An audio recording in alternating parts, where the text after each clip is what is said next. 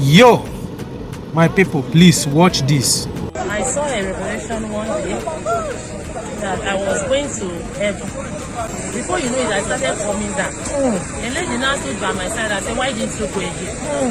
So I now had a voice that it's because your husband have not paid the bride price. That is why you can't go. Now yeah. So this issue of bride price will hinder me from going to heaven. So I now checked my husband. He did not delay, came and pay my bride price. You have had it all from her. The issue of bride price is a very serious thing.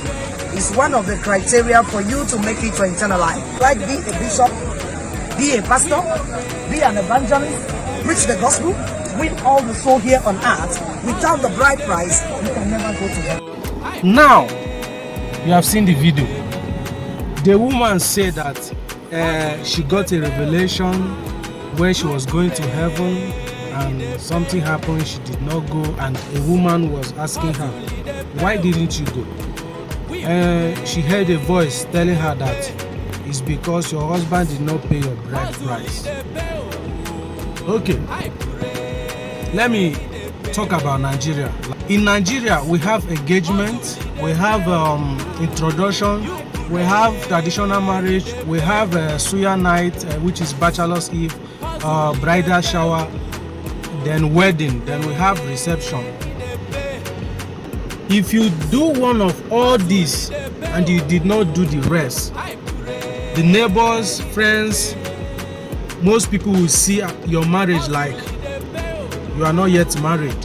What is the actual thing a man and a woman will do to qualify them husband and wife? Because when you do introduction and you did not pay bride price, they will say your marriage is not complete. If you pay bride price without doing introduction, your marriage is not complete. If you do traditional marriage without bride price, they will say your marriage is not complete. If you do traditional marriage or you pay bride price and you did not do traditional marriage, your marriage is not complete. Most time, if you even do wedding without reception, they will say your marriage is not yet complete.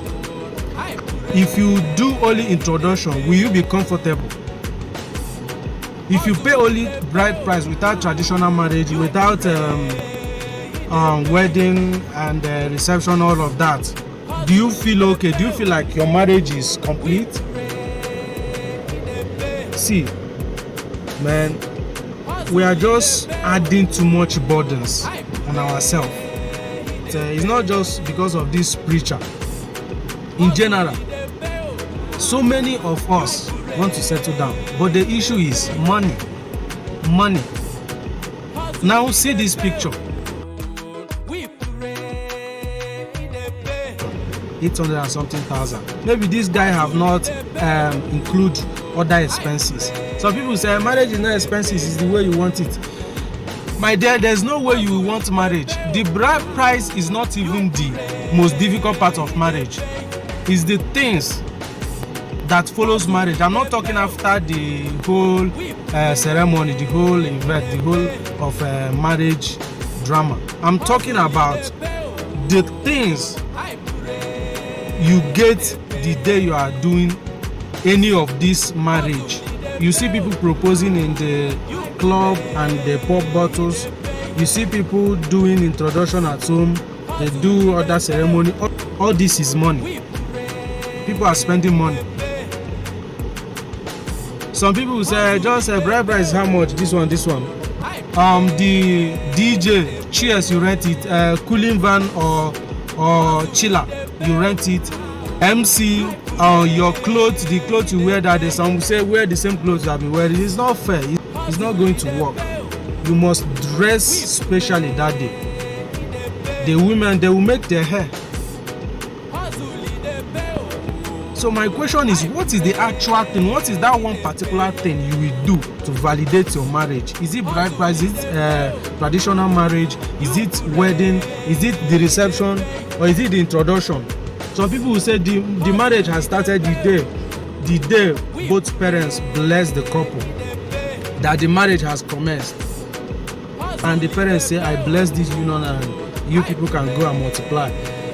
Will you be okay with that? I need a sincere answer. If your parents just bless you, will you say, okay, since they have blessed me, I'm okay? What is that one thing you do to validate your marriage? The one thing you will do, the whole friends and family, everybody will validate your marriage. Because as I'm seeing things, this marriage saga, whatever, it is actually confusing. Honestly, very, very confusing. But in all this, let's see your answer. Let's know what to do. We are talking about the future generation so that they will live a comfortable life. People can get married at the age of 23, 25, 20 something. You don't wait until you have money for introduction, paying of bride price, wedding, reception, traditional marriage, all of this before you can settle down. Settling down should be when you decide, your personal decision and not financial decision. Settling down should be personal decision, not financial decision. This is why some of our women, they marry who is ready and not who they love. Because somebody might be ready mentally, spiritually, physically.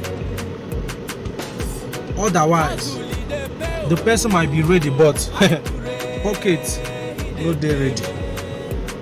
So what is that one thing that we should do to validate every union? One, I'm not talking about you do this, you do that before you do this, or you're telling me do the one you can. There's nothing like do the one you can. What is that one thing to do so that your marriage will be ordained both traditionally and spiritually?